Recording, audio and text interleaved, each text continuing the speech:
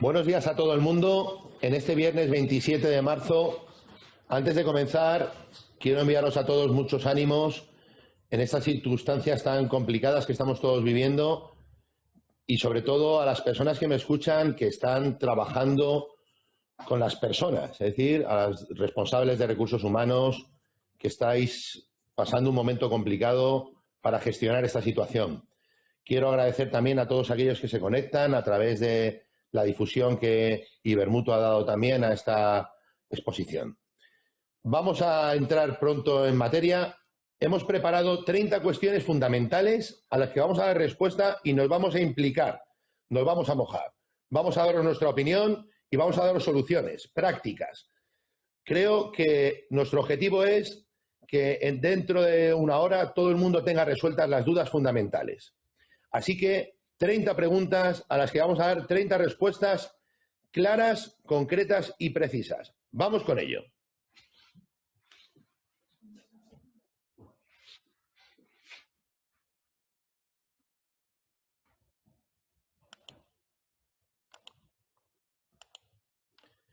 La primera pregunta es: ¿a qué expedientes de suspensión de contratos o de reducción de jornada podemos aplicar las medidas aprobadas en el Real Decreto 8/2020 de 17 de marzo?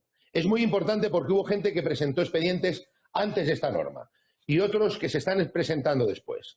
Bien, la norma lo que nos dice es que podemos aplicar las especificidades de la misma a aquellos expedientes de regulación de empleo presentados a partir del 18 de marzo de 2020. Por lo tanto, lo que hablemos en relación con el Real Decreto 8/2020 solo será para expedientes presentados a partir de esa fecha y con otra condición adicional. Tienen que ser expedientes presentados a partir del 18 de marzo cuyas causas estén directamente vinculadas con la situación que está generando el coronavirus. Todos estos expedientes se regularán por las especificidades que vamos a ver en esta exposición. Los anteriores se regularán por las normas previas, es decir, pura y dura la aplicación del Real Decreto 1483 de 2012 de 29 de octubre y lo establecido en los artículos 47 y por vinculación 41 del Estatuto de los Trabajadores.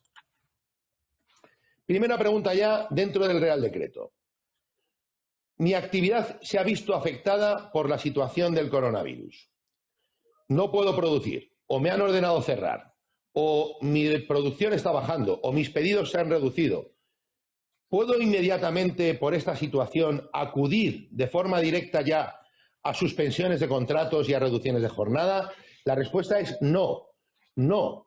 Las reducciones de jornada y las suspensiones de contratos son medidas que se han establecido en el Real Decreto como subsidiarias.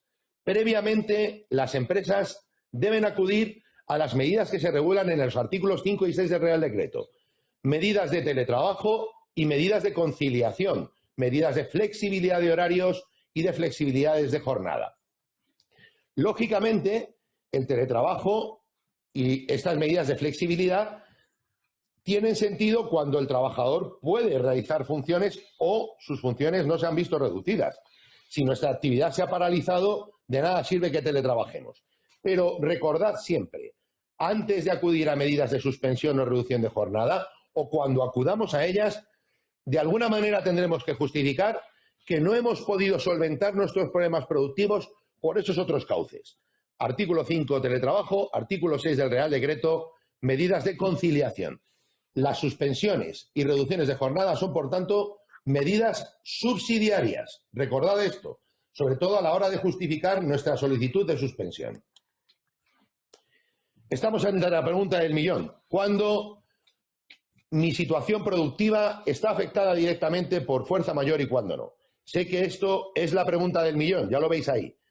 Fijaros, lo importante es determinar, en primer lugar, si la actividad de la compañía tiene diversas líneas de negocio o diversos colectivos, porque puede ser que en alguno de esos colectivos efectivamente estemos en causa de fuerza mayor y en otros no. Abundaremos sobre esto, pero en principio todas aquellas paralizaciones productivas, todos aquellos problemas de producción, de actividad básica de la compañía, que vengan derivadas de las órdenes gubernamentales, que a su vez se derivan del estado de alarma o del decreto de estado de alarma, cierres de locales, establecimientos, están vinculados a la fuerza mayor. También aquellas actividades básicas que se ven paralizadas con motivo de problemas de aprovisionamiento, de mercancía, etcétera. Y también aquellas que están directa o indirectamente vinculadas con el problema de la movilidad. Si nuestros clientes no pueden acudir a nuestros establecimientos porque nuestro servicio no es un servicio básico y por lo tanto no justificaría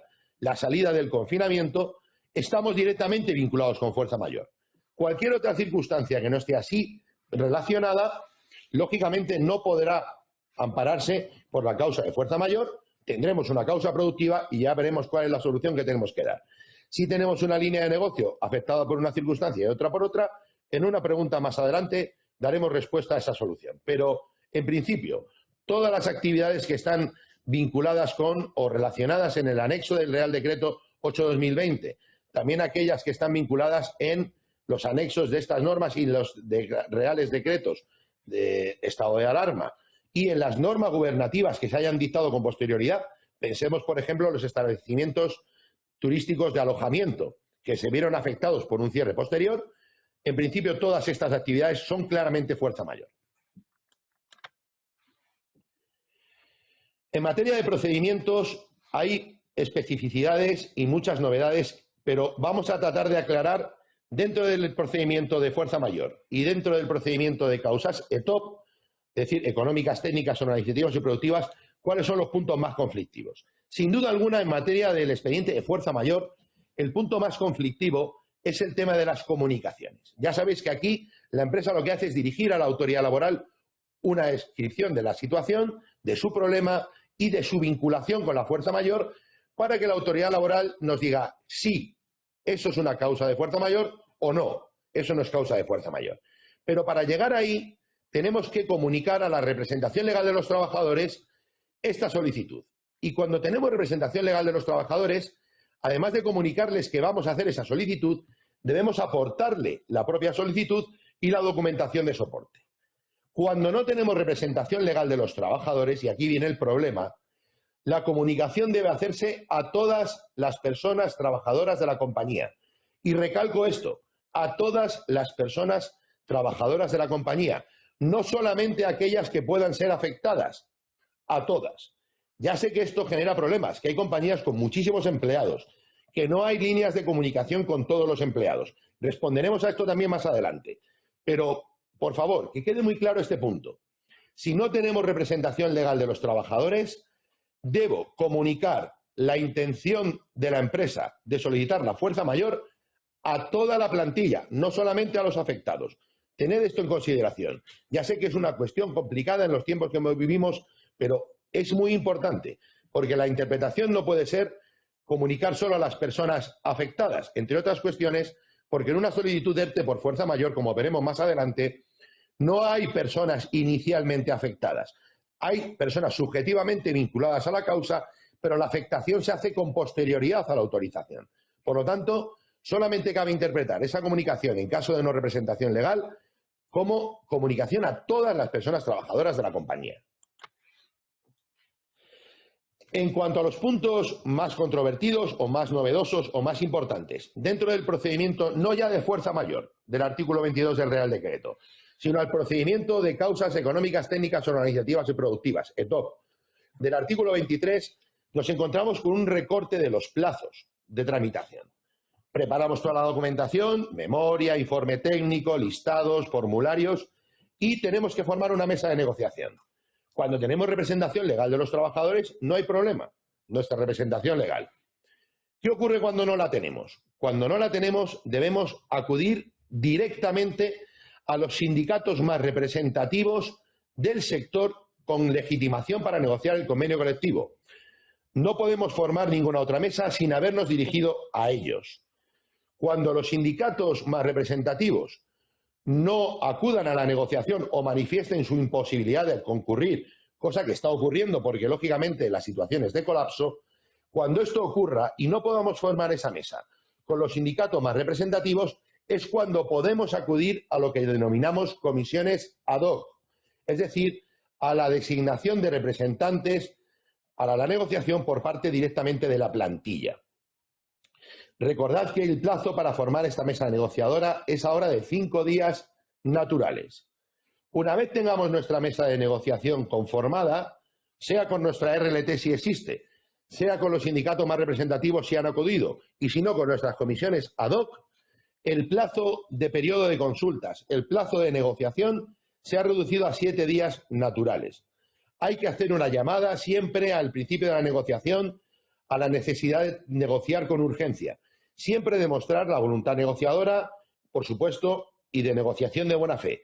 Pero debemos hacer una llamada a la responsabilidad de todos los interlocutores para que, por favor, en la medida de lo posible, recorten los procedimientos negociadores porque la situación requiere urgencia. Esta pregunta la hemos anticipado. Tenemos un problema porque si estamos en un ERTE de fuerza mayor y no tenemos representación legal de los trabajadores, tenemos que comunicar la intención de presentar el ERTE de fuerza mayor a toda la plantilla.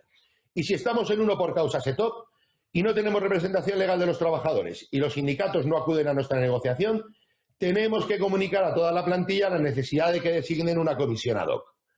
¿Cómo podemos hacer esto si nuestra plantilla no está localizable? O si nuestra plantilla no tiene un medio de comunicación directo con la compañía, si no tienen una cuenta de correo electrónico corporativa o no tenemos una cuenta personal de los trabajadores. ¿Y qué ocurre además cuando nos han dicho los tribunales que no podemos exigir a los trabajadores que utilicen medios de comunicación personales, su WhatsApp, su teléfono personal o su cuenta de correo personal para comunicarnos? Bien, el Ministerio de Trabajo nos dice hay que acreditar esa comunicación por los medios que sean. Basta con acreditar que hemos enviado un correo electrónico. Pero ¿y si no tenemos cuenta? Bueno, pues hay que apelar a la buena fe de todas las partes, a la buena fe de las compañías y a la buena fe de los trabajadores. Las empresas deben tratar por todos los medios de hacer esa comunicación. No podemos forzar a nadie a que nos dé su correo personal, no podemos forzar a nadie a que nos dé su teléfono personal. Y ahí no podemos hacer nada. Simplemente apelar a la buena fe. Si podemos hacer una llamada a esos trabajadores telefónica y pedirles que de buena fe nos faciliten un medio para comunicarlo, yo creo que los trabajadores de buena fe aceptarán. Lo importante es que no puedan cuestionar que hemos hecho o tratado de hacer esa comunicación. Dejemos huella, dejemos rastro de nuestra buena fe, de nuestra transparencia y acreditemos que hemos tratado de hacerlo y que hemos tratado de comunicarnos con todo el mundo. Esto es importante. Mirad siempre a las normas desde la perspectiva de lo que buscan. Buscan una comunicación efectiva, pero nadie va a omitir que estamos en una circunstancia extraordinaria y, por tanto, todos nuestros actos serán valorados bajo esa perspectiva. Un ERTE de fuerza mayor tiene que afectar a toda la actividad de la compañía o puede solicitarse solo para una parte. Puede solicitarse solo para una parte. Es más, si solamente tenemos una parte de nuestra actividad claramente vinculada a una causa de fuerza mayor, debemos presentar el expediente vinculado solo a esa línea de producto o a esa línea de actividad. No solicitemos una declaración de fuerza mayor para toda nuestra compañía si tenemos líneas de negocio donde está claro que hay fuerza mayor y otras que no, porque nos la pueden denegar por esa causa. Fijaros que es una circunstancia extraordinaria la declaración de fuerza mayor. Por lo tanto, estudiemos nuestra situación. Tenemos varios colectivos de trabajadores, varias líneas de negocio. En unas tenemos claro que nuestra situación es de fuerza mayor y en otras no. Muy bien, pues solicitemos la fuerza mayor solamente para esa línea de negocio o para ese colectivo que claramente está vinculado a fuerza mayor. Tasemos nuestra solicitud, limitémosla ahí, porque si no lo hacemos, con razón, la Administración puede considerar que nuestra actividad en total, en su global, no se ha paralizado y por lo tanto nos denegarán la solicitud de fuerza mayor. Hay que tasar y cuando tasemos explicarle muy bien a la autoridad laboral cuáles son nuestras líneas de negocio y cuáles son las que en concreto estamos vinculando a la fuerza mayor. ¿Podemos presentar un expediente de fuerza mayor y otro por causa SETOP? ¿Es posible? Claro que es posible. Ya acabamos de hablar de ese supuesto. Si yo tengo unas líneas de negocio o unos colectivos directamente vinculados a fuerza mayor, presentaremos para esa línea de negocio, ese colectivo, nuestro expediente de fuerza mayor. Y para aquellas otras líneas de negocio que hayan visto reducida su producción, que no puedan prestar servicios con normalidad, pero no esté clara su vinculación directa o indirecta con los supuestos de fuerza mayor, presentaremos un expediente por causas productivas que son fundamentalmente las que ahora nos acontecen, pero por causas productivas, no por la vía de la fuerza mayor. Separemos bien los supuestos y tengamos muy claro esto para no cometer errores que pueden ser terribles, sobre todo ahora donde los tiempos son importantísimos. Esto es crucial. Por favor, diferenciad bien líneas de negocio vinculadas a fuerza mayor de las que no lo son y seguir el procedimiento adecuado para cada una de ellas. ¿Cuál es el alcance de la resolución administrativa de una declaración de fuerza mayor? ¿Por qué he introducido esta pregunta? Porque tenemos que tener muy claro este punto. Fijaros, cuando estamos en un expediente de fuerza mayor, no le estamos pidiendo, como en los tradicionales expedientes de suspensión, a la autoridad laboral que suspenda o reduzca las jornadas de personas concretas, de colectivos concretos. No. Estamos vinculando una línea de negocio o todo nuestro negocio a una causa de fuerza mayor. Y la autoridad laboral en su resolución no nos va a autorizar a suspender el contrato de fulano, de fulana, de mengano, de mengana. No. Simplemente nos dirá si toda la compañía o esa línea de negocio están afectadas por una causa de fuerza mayor. Y la resolución nos dirá sí o no. Y a partir de ese momento, cuando tengamos la resolución diciendo sí, está usted incurso en fuerza mayor, es cuando la empresa empieza a adoptar medidas de suspensión o reducción de jornada. Por lo tanto, aquí el alcance de la resolución administrativa, porque además así lo establece claramente el apartado tercero del artículo 33 del Real Decreto 1483 de 2012, la resolución administrativa se limitará a declarar la causa como fuerza mayor o no.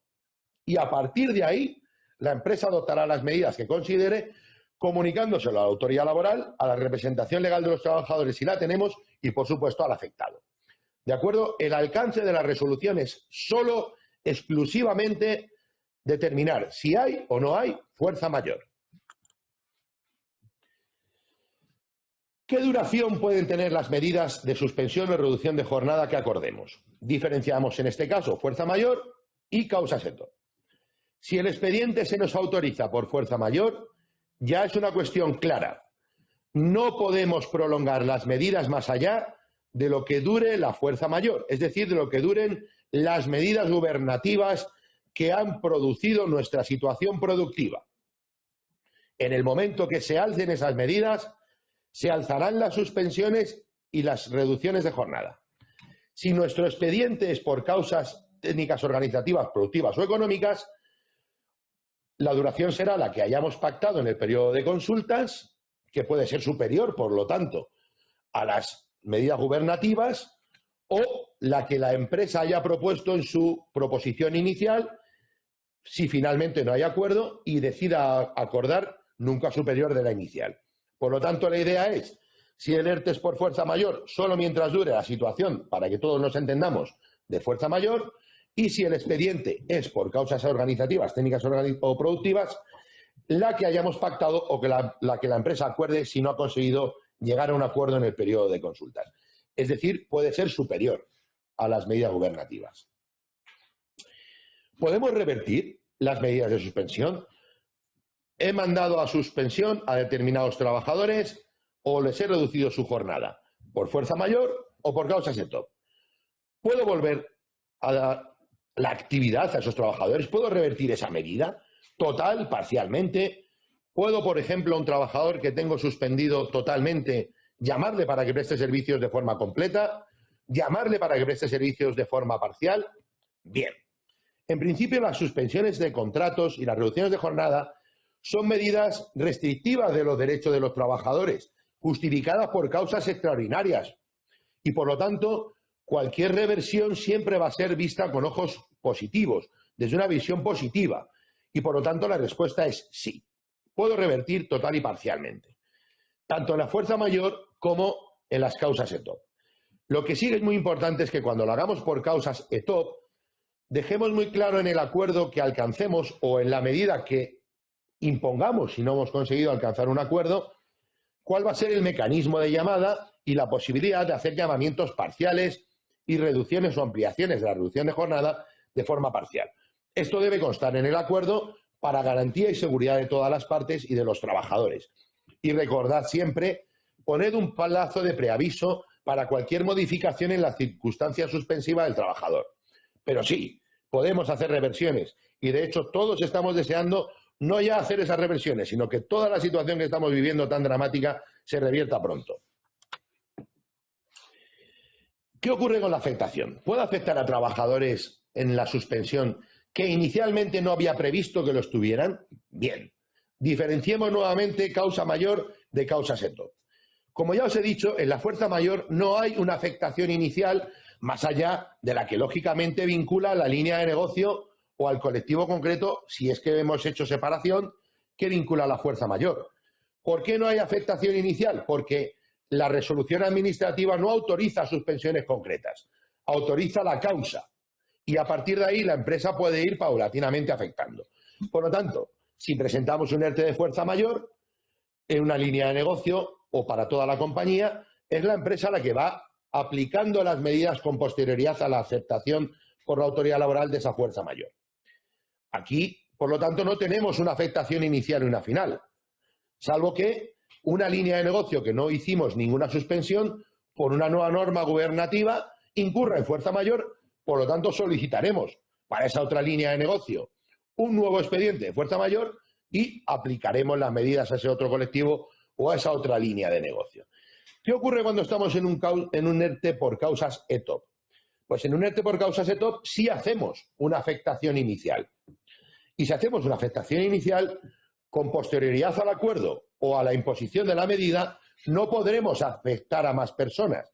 Si hemos afectado inicialmente a 40, no podremos irnos a 45, y si hemos afectado a determinados grupos profesionales y a otros no, después de adoptada la medida, ya no podremos ampliar. Por lo tanto, por un sistema de cautela, es conveniente hacer una ampliación amplia al principio, aunque luego no ejecutemos la medida, porque una vez ejecutada ya no podremos ampliar. Siempre afectación amplia. Eso no significa, y hay que explicarlo en la negociación, que si afectamos inicialmente a toda la plantilla, vayamos a aplicar la medida a toda la plantilla, sino que, como no podemos tasar la realidad en este momento, hacemos una afectación muy amplia y luego ya aplicamos según sea necesario. ¿Se generan vacaciones durante la suspensión del contrato? Bien. Primera cuestión. Si la suspensión es total, en principio no se generan vacaciones. Si la suspensión es una reducción y por lo tanto hay una afectación parcial, el trabajador presta algo de servicios, devengará vacaciones en función de esa prestación de servicios. Todo esto, lógicamente, salvo que tenga una norma contractual o convencional en el convenio colectivo que diga lo contrario. Si el trabajador tiene pactado una cláusula por la cual devenga vacaciones en caso de ser afectado por un ERTE, pues las devengará. Pero como norma general, no. En caso de suspensión total, sí proporcionalmente en caso de suspensión parcial o afectación por reducción de jornada. Y las pagas extraordinarias. ¿El trabajador que tiene suspendido su contrato de trabajo genera o devenga, mejor dicho, pagas extraordinarias? En principio no, porque la consecuencia de la suspensión es que el trabajador no presta servicios y la empresa no paga salarios. Pero, lógicamente, si trabaja parcialmente, pues devengará parcialmente. Y, por supuesto, salvo que tenga un pacto contractual o convencional que nos diga lo contrario. Igual que ocurría con las vacaciones. Si hay una cláusula en su contrato que dice que durante suspensiones de su contrato de trabajo por causas productivas o por fuerza mayor devengará pagas extraordinarias, pues ese pacto hay que cumplirlo. Pero en principio, suspensión total no, suspensión parcial en proporción. ¿Pueden los afectados de una suspensión prestar servicios durante la suspensión para otras compañías? Bien. En principio, si no tiene una cláusula contractual o colectiva de no concurrencia, de no competencia o de no prestación de servicios para otras compañías, es decir, un pacto de exclusividad, en principio pueden prestar servicios para otras actividades. ¿Cuál es el límite? El límite, lógicamente, si hay esa cláusula, es la cláusula. Si no hay cláusula, es la buena fe. La buena fe contractual de no prestar servicios que puedan perjudicar a su empleadora. Fuera de este límite o de límites expresos, es perfectamente posible que las personas trabajadoras en situación de suspensión puedan prestar servicios para otras actividades profesionales. ¿Qué ocurrirá o qué nos ocurre si la autoridad laboral no autoriza nuestro expediente de fuerza mayor. ¿Qué puedo hacer si no lo hace en ese plazo de 5 días que le han otorgado? Bien, esto es una cuestión que ahora mismo ya está totalmente resuelta. La autoridad laboral dispone de un plazo de 5 días administrativos para resolver nuestro expediente de fuerza mayor. Transcurridos los 5 días del plazo, se entiende que el silencio es positivo y, por lo tanto, se entiende autorizada la causa de fuerza mayor. Y si esto ocurre, si transcurre el plazo y hay un silencio positivo, cualquier resolución posterior expresa de la Administración debe ser confirmatoria del sentido del silencio positivo. Es decir, tiene que ser estimatoria de la causa de fuerza mayor. Que quede claro, si no responde a la Administración en plazo, es que nos han autorizado. Y si eso ocurre y posteriormente dicta una resolución, esa resolución solamente será válida si confirma la aceptación de la causa de fuerza mayor. Me la han denegado. Mi expediente de fuerza mayor ha sido denegado. ¿Qué puedo hacer? Primero, analizar la situación. ¿Te lo han denegado porque no has tasado bien tu solicitud? Es muy probable que hayas pedido la fuerza mayor para toda la compañía y la autoridad laboral haya detectado que hay una parte de tu actividad que sigue en funcionamiento. Como tú no has separado las líneas de producción a la hora de solicitar la fuerza mayor, han considerado que era general y te la han denegado. Si esto es así, ¿qué puedo hacer? Podríamos recurrir la resolución administrativa en la jurisdicción social, pero eso ahora mismo no nos sirve para nada. No es operativo, no tenemos tiempo. Y además los tribunales no nos van a hacer caso porque están paralizados los plazos procesales. ¿Qué podemos hacer? Pues podemos tasar bien.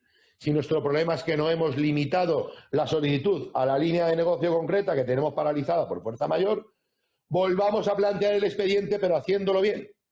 Si el problema es que directamente nuestra actividad no está incursa en causa de fuerza mayor, ni esa parte ni el todo, debemos acudir a un expediente por causa ETOP. Y ahora no hay otra solución, porque los plazos temporales y la urgencia de la situación no nos permite otra solución. Si nos lo han denegado con razón porque no hay vinculación, lo más rápido, lo más ágil, lo más operativo es acudir a un expediente por causas ETOP.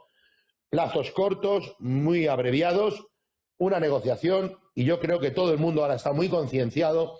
Por mi experiencia, las negociaciones que se están haciendo incluso por vía telemática están resultándonos muy bien y hay que decir que todos los agentes sociales están muy concienciados.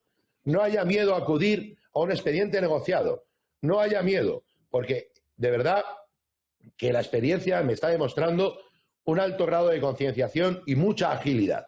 He de deciros que una gran parte de los expedientes que yo mismo estoy negociando por vía telemática se están cerrando en la primera reunión del periodo de consultas. Por favor, si os lo deniegan y no está claro, acudid a un expediente ETOP negociado. El Real Decreto 8/2020 ha establecido unas exoneraciones para el pago de cuotas de seguridad social. Y la pregunta es, ¿afecta a todo tipo de expedientes, a expedientes por causas de fuerza mayor y a expedientes por causas ETOP? No. Solamente podemos exonerarnos del pago de cuotas de seguridad social en expedientes de fuerza mayor. En expedientes de fuerza mayor. No así en los que tengamos por causas ETOP. Pero ojo, porque esto de la exoneración es algo que debemos pensarnos muy bien. Ya veréis por qué. Lo avanzaremos más adelante, pero quedaros con la idea de que esto de la exoneración del pago de cuotas de seguridad social igual es algo que nos conviene o que no nos conviene. Lo vamos a analizar más adelante. Pero en principio solo está previsto para expedientes por fuerza mayor. Bien, ¿cómo es esa exoneración? Insisto, solo para expedientes de fuerza mayor. Pues es de la siguiente manera. Si nuestro expediente por fuerza mayor es en una compañía de hasta 50 trabajadores, la exoneración será del 100% de la cuota empresarial y de las cuotas concurrentes. Si es de más de 50 trabajadores, solamente habrá exoneración en la cuota empresarial y por el 75%. Para saber si el volumen de plantilla, esos hasta 50 trabajadores o más de 50 trabajadores, el Real Decreto ha marcado como fecha para hacer esa foto finish de nuestra plantilla el 29 de febrero de 2020. la plantilla que tuviésemos en 29 de febrero de 2020. ¿Es automática la exoneración? Insisto, exoneración. Fuerza mayor, 100%, 75%, hasta 50, más de 50. Si yo presento el expediente por fuerza mayor y me lo autorizan, ¿automáticamente se va a considerar que me acojo a esa exoneración? No. Es potestativa. Las empresas que tengan autorizado un ERTE por fuerza mayor no tienen necesariamente por qué acogerse a esa exoneración.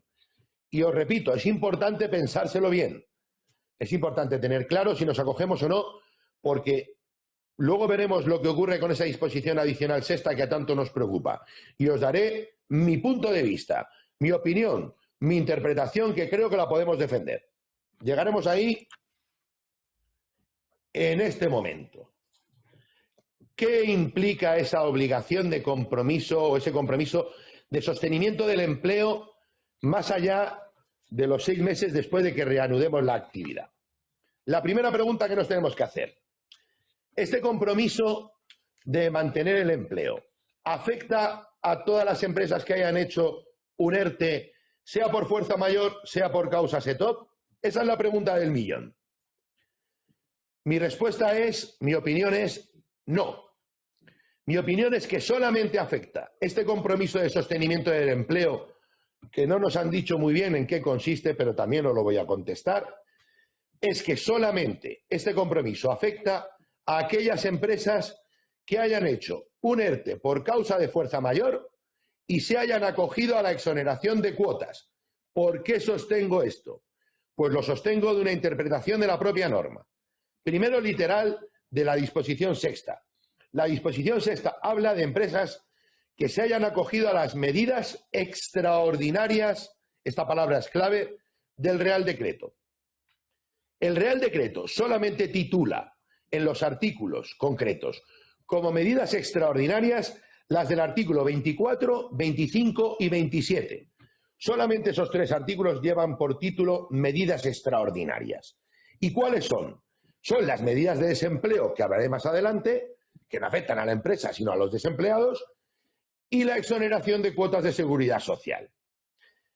Pero si nos fijamos bien en la norma y nos vamos a la exposición de motivos, que normalmente no analizamos, en el punto 3º de la exposición de motivos de la norma, párrafo penúltimo, se vincula claramente el compromiso de sostenimiento del empleo a quien se haya exonerado del pago de cuotas. Por lo tanto, conclusión, mi conclusión, me mojo, es que solamente las empresas que vean autorizado un ERTE por fuerza mayor y voluntariamente se acojan a la exoneración de cuotas, solamente estas están vinculadas al compromiso de mantenimiento del empleo de la disposición adicional sexta. Es nuestra opinión y la vamos a sostener y a defender. Y creo que tiene una justificación en la propia norma y en la propia interpretación de la norma. Así que continuamos. ¿En qué consiste ese compromiso? ¿En qué consiste? ¿Qué tengo que hacer si, según mi interpretación, hemos adoptado un ERTE por fuerza mayor y nos hemos acogido a la exoneración de cuotas? ¿Qué significa compromiso de mantenimiento del empleo? La norma no nos ha dicho nada. En otros casos en que se han establecido estas medidas, fuera voluntariamente por las empresas o por una norma, se explicaba, se especificaba, pero aquí no. Bien, bajo mi perspectiva, esto es una norma antifraude. Por lo tanto, cualquier extinción en ese periodo que responda a una justa causa, fundamentalmente jubilaciones, finalizaciones de contratos de duración determinada, despidos disciplinarios procedentes, lógicamente, esas extinciones no son fraudulentas, no están buscando una destrucción de empleo vinculadas a la adopción previa de la medida. Y por lo tanto, lo que van a supervisar a los efectos oportunos, que será reintegrar las cuotas de seguridad social, probablemente sanciones administrativas, quizá también declaración de nulidad de esas extinciones, lo que van a revisar es que no hayamos ido a una destrucción de empleo por causas vinculadas a las causas por las que ya fuimos a una fuerza mayor. Van a buscar el fraude, o deberían ir a buscar el fraude. El desempleo y las suspensiones derivadas del COVID. ¿Cuál es la novedad? Antes, cuando hacíamos un expediente de suspensión, el trabajador acudía a la oficina de desempleo, al Servicio Público de Empleo Estatal, para gestionar su prestación.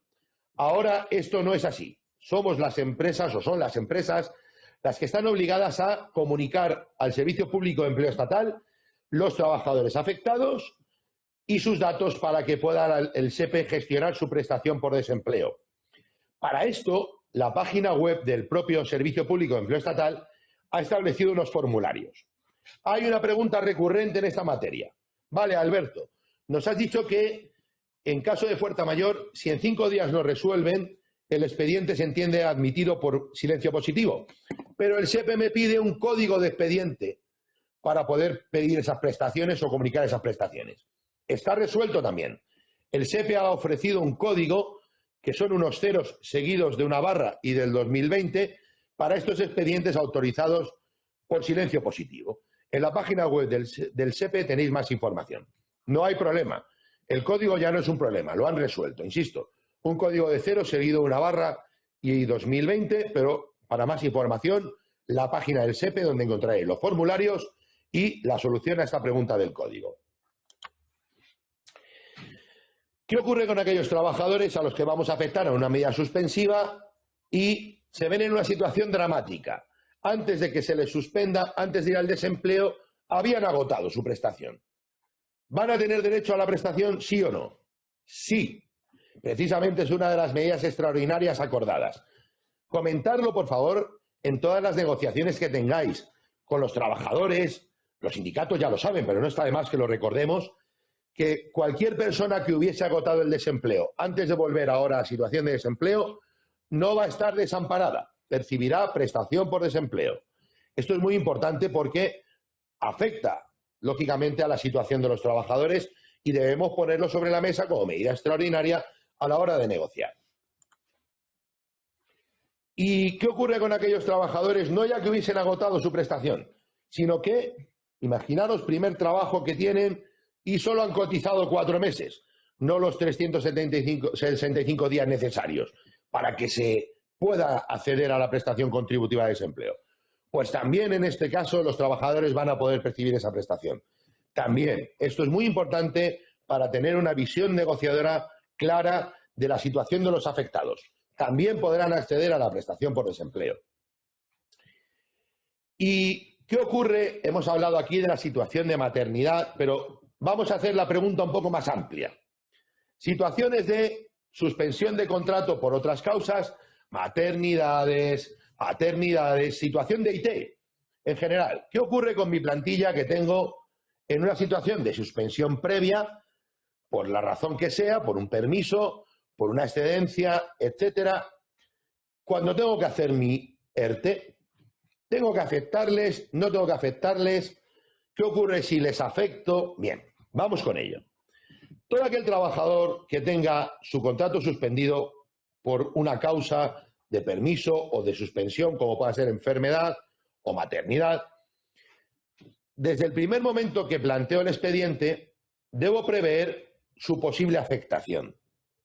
Esto no significa que luego vayamos a afectarles, pero sí debemos incluirlos en los posibles afectados, porque el personal que está en situación de IT por enfermedad puede recibir el alta en cualquier momento, y al recibir el alta volvería a su actividad. Si no tengo actividad y no le he afectado inicialmente, tengo un problema. Por lo tanto, ¿qué hay que hacer? Incluirlo dentro de los afectados, por si su suspensión anterior finalizase, poder aplicarle la medida. Sirva, por tanto, la respuesta no ya solamente para las situaciones de maternidad, sino para todas aquellas ocasiones o circunstancias en las que en mi plantilla hay gente que está en excedencia y puede volver, o está de IT y puede que le den el alta, o puede que finalice su permiso de maternidad. En fin, todas estas situaciones hay que preverlas a la hora de afectar. Y luego, en función de lo que ocurra, les aplicaremos o no la medida. Los trabajadores cuyo régimen de seguridad social, cuyo encuadramiento no conlleva cotización por desempleo, ¿van a poder acceder a esa prestación? En principio, aquí, lamentablemente, y a salvo de que pueda resolverse por otros cauces, la respuesta es negativa. No han dado, por ejemplo, solución al régimen asimilado. Por lo tanto, en principio, este personal que no ha cotizado o no está prevista su cotización a la contingencia de desempleo no podrá acceder a esa prestación. Las empresas nos preguntan si, a la hora de aplicar un ERTE, pueden de alguna manera contribuir a la situación del trabajador que va al desempleo. Tengo trabajadores a los que tengo que enviar al desempleo por suspensión y su situación es muy dramática, familiar. ¿Puede la empresa solventar de alguna manera esa situación económicamente? La respuesta es por supuesto que sí. Y de hecho, si es posible hacerlo, es deseable que se haga. Siempre hablamos del complemento del paro hasta determinado salario o un importe concreto en una paga o en varias pagas. Bien, ¿qué es lo que nos interesa de esto? Sobre todo por eso de su tributación o su cotización. Primera idea, es posible complementar económicamente al trabajador que está en suspensión. ¿En concepto de qué? Pues de salario no, porque no está trabajando. En concepto de indemnización por la suspensión. Concepto indemnizatorio por la suspensión. Puede el trabajador cobrar de la empresa en suspensión si lo que está percibiendo es una indemnización. Y debemos dejar muy claro siempre que esto se está abonando en concepto de indemnización. ¿Por qué? ¿Porque no tributaría? No. Sí va a tributar. Porque la única exención indemnizatoria en materia fiscal que está exenta es aquella que tiene lugar por extinción del contrato de trabajo.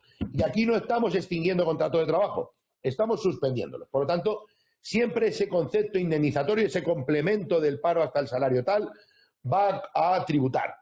Pero en principio, si el concepto es indemnizatorio, no debería estar sujeto a cotización. No obstante, debo haceros un apercibimiento. Todos lo sabemos. Cada vez más los tribunales y la Administración de la Seguridad Social consideran más conceptos retributivos como cotizables. Por lo tanto, en principio, si es indemnizatorio no debería cotizar, pero esto no es un no cotiza rotundo. Por si acaso, cuando echéis cuentas de estos posibles complementos, por lo menos precautoriamente, considerar que pudieran estar sujetos a cotización. Pero muy importante siempre que quede claro que es un concepto indemnizatorio. ¿Cómo afectan las medidas de suspensión a los trabajadores fijos discontinuos? Es decir, aquellos trabajadores que están esperando que en un determinado momento temporal del año les hagamos un llamamiento. Muy clásico del sector, por ejemplo, del turismo. Tengo que llamar a mis camareros, en fin, a todo mi personal porque empieza mi temporada de turismo y hay que hacer el llamamiento. Pero claro, estoy incurso en esta situación. ¿Cómo afecta esto? Bueno, pues además de la solución que se les ha dado de prórroga del desempleo por 90 días, que encontraréis en el Real Decreto, ¿qué es lo importante aquí? Tener en cuenta, como teníamos en el caso de las otras suspensiones de maternidades, ITs y demás, que a este personal, si el llamamiento hay que hacérselo durante esta situación, debemos prever su afectación en el expediente. Y una vez que les llamemos, afectarles en concreto por la medida. ¿Por qué está esta pregunta? Para que todo el mundo prevea ya en sus expedientes la posible afectación de los fijos discontinuos que tenga que llamar cuando se aplique la medida. Recordad que en los expedientes por causas, no de fuerza mayor, sino de TOP, la afectación de las medidas de suspensión pueden ser por más tiempo que las medidas gubernativas. Es decir, puede que nuestra suspensión acordada o impuesta, si no hemos conseguido llegar a un acuerdo, vaya más allá de estas medidas y puede ser que nos metamos en el periodo en el que hay que llamar a los fijos discontinuos. Bien, pues seamos previsores y afectémosles o incluyámosles en el personal afectado para que cuando les llamemos podamos ejecutar la medida concreta en los trabajadores que han sido llamados. Sin perjuicio de que por ser circunstancias extraordinarias podamos pactar con ellos una postergación del llamamiento. Todo el mundo lo va a entender porque todo el mundo está muy concienciado, afortunadamente, con esta triste situación. Última pregunta. ¿Cómo afectan los expedientes de suspensión al personal expatriado? Al personal que tenemos prestando servicios en otras localidades, fuera de España. Bien, pues en principio como cualquier otro trabajador, siempre y cuando su actividad, lógicamente, esté vinculada con la causa que estamos alegando. Siempre y cuando tenga sentido que ese trabajador vaya a una suspensión porque su actividad se haya reducido. Bueno, pues no hay ningún problema. Se le incluye en la lista de afectados, se le incluye en el personal de afectación y posteriormente ejecutamos la medida con la correspondiente comunicación. No hay ninguna especialidad en este sentido. Bien, hasta aquí hemos traído las 30 cuestiones más importantes que creo que han resuelto lo más fundamental, las dudas más imperantes en este momento. No obstante, ahora y durante la charla se han ido produciendo preguntas de todos los que me estáis viendo y lo que vamos a hacer es tratar de responderlas. He pedido que me las acumulen, me las van a pasar y ahora las vamos a responder. Sin perjuicio de eso, tenéis aquí mis datos y, por supuesto, estoy a vuestra absoluta disposición para cualquier duda adicional, problema que tengáis. Para cualquier colaboración estamos totalmente a vuestra disposición, todo el equipo de esta casa trabajando día y noche para solventar rápidamente esta gravísima situación y sobre todo para ayudaros en estos desvelos que estamos teniendo. Vamos a ver si respondemos, por lo tanto, a estas preguntas. No quiero, por supuesto, dejar de agradecer la colaboración, la difusión que ha dado de esta sesión Ibermutua, entre otras empresas, para que se conecten y poder estar conectados. Bien, vamos a ver con estas preguntas. Nos preguntan cómo hay que presentar una prórroga de un expediente que se presentó previamente y con fecha de afectación del 11 al 25 de marzo. Concretamente nos lo preguntan aquí en una guardería. Y nos dicen, bueno, presentamos este expediente, pero fijamos este límite temporal. ¿Cómo podemos prorrogar ese límite temporal? Bueno, pues es muy sencillo. Hay que volver a negociar. Hay que volver a negociar. Hay que volver a hacer otro periodo de negociación y ampliar al tiempo que sea necesario. Pero, ojo, si estamos en una guardería, probablemente estamos en un expediente de fuerza mayor, porque los centros educativos han sido clausurados. Pues lo que tenemos que hacer es solicitar a la autoridad laboral, en este caso creo que está más que justificada la causa de fuerza mayor, que nos autorice esa causa y, por lo tanto, no ya hasta el 12 de abril. Si nos autoriza la fuerza mayor, lo estaremos hasta que duren las medidas de cierre de la guardería. También nos preguntan que el decreto se refiere a los servicios de prevención y que estos servicios de prevención tengan que, en cierto modo, validar la situación de fuerza mayor.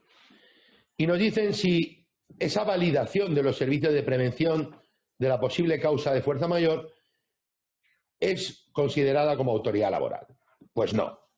Vamos a ver. Si la causa de fuerza mayor que tenemos es por contagio o posibles contagios de coronavirus, lo que hablan es de la autoridad sanitaria. Lógicamente, tenemos que contar con ese informe de los servicios de prevención, pero no es definitivo. La autoridad laboral podría considerar que no es suficiente con el informe del servicio de prevención. De todas maneras, lógicamente, la salud de las personas y la vida de los trabajadores es el primer valor que hay que preservar.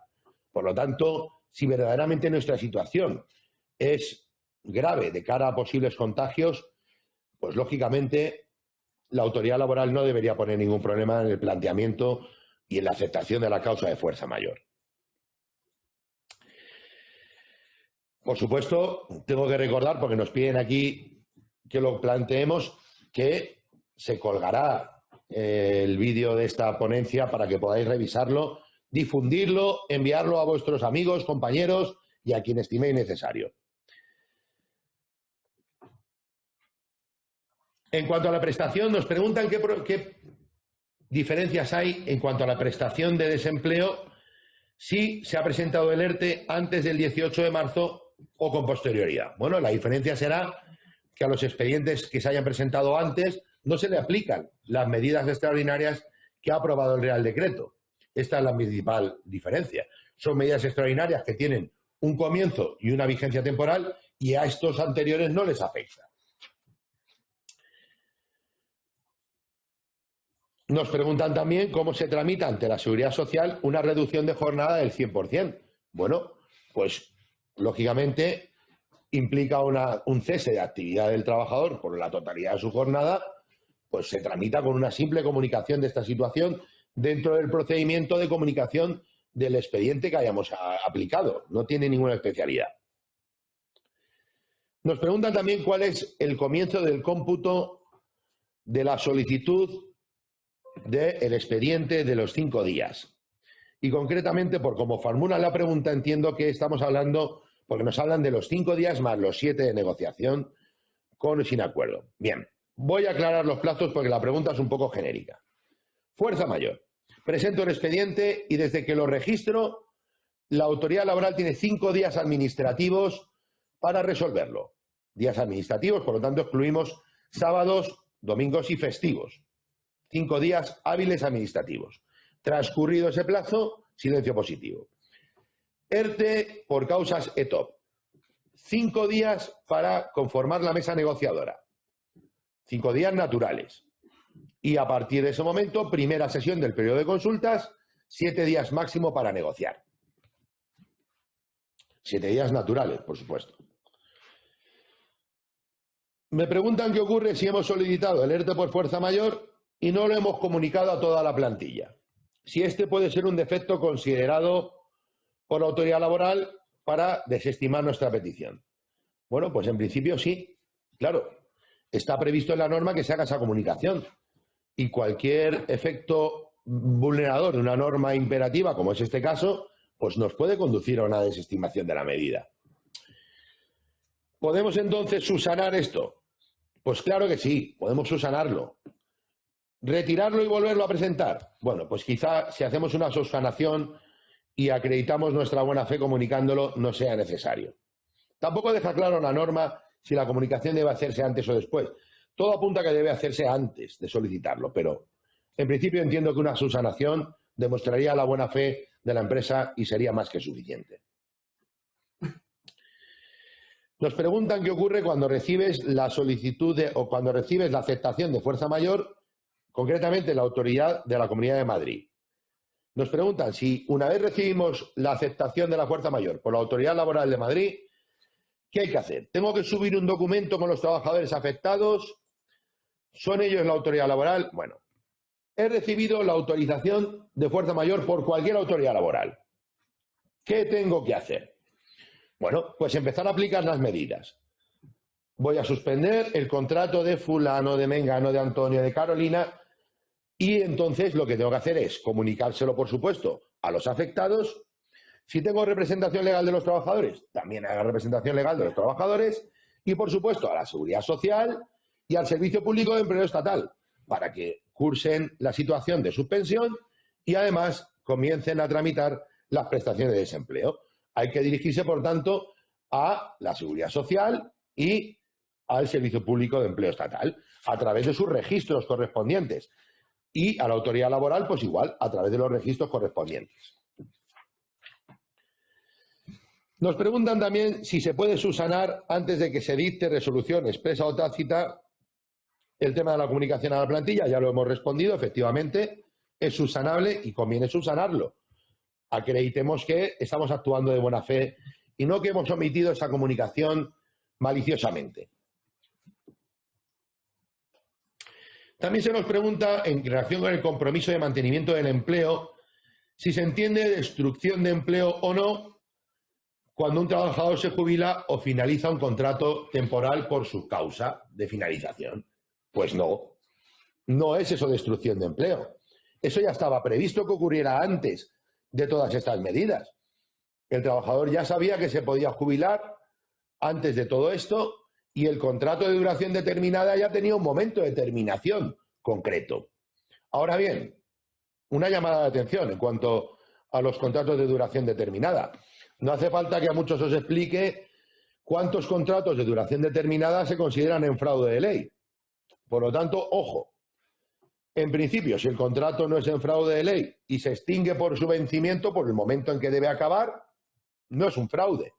Pero ese contrato de duración determinada que hemos hecho por obra o servicio determinado, por circunstancias eventuales de la producción, ¿es un contrato realmente hecho como Dios manda? ¿No es en fraude de ley? Analicemos eso. ¿O es un contrato en fraude de ley o susceptible de ser calificado de fraude de ley y por lo tanto lo que estaríamos extinguiendo ahí es un contrato indefinido, sin causa y por lo tanto un despido improcedente. Ojo, porque en este caso sí pueden considerar que no has cumplido el compromiso de sostenimiento de empleo. Se nos pregunta asimismo si, en cuanto a las prestaciones por desempleo, como medida extraordinaria, se van a tener en cuenta aquellas personas que no tienen un mínimo cotizado o acumulado. Ya lo hemos respondido, efectivamente. Y da igual que sea ERTE por fuerza mayor o no. Trabajadores que no tengan cotizado el tiempo suficiente para acceder a la prestación por desempleo y sean afectados por cualquier medida de suspensión, fuerza mayor o ETOP, tendrán derecho a percibir prestación por desempleo. Todos. Se nos pregunta también si puedo acogerme a la exoneración de cuotas y si esto tiene que ser en el momento de solicitar el ERTE o si lo va a hacer automáticamente la Seguridad Social. Bueno, nos dice que la Seguridad Social ha comentado que lo hará directamente. No es verdad. No es verdad. La exoneración de cuotas es potestativa para los ERTEs de fuerza mayor. No hay por qué acogerse a la exoneración de cuotas, ni puede aplicarse de oficio. Y puede hacerse antes o puede hacerse después. Aquí mi criterio es que debe hacerse desde el inicio. No es posible iniciar el expediente sin acogerse y acogerse después. No. Habrá que comunicarlo desde el inicio. Y bien, ya no tenemos más tiempo para responder en directo preguntas. Gracias a todos por vuestra asistencia. Muchos ánimos. Vamos a superarlo todos juntos y para ayudaros siempre estaremos a vuestro lado. Un fuerte abrazo y mucho ánimo.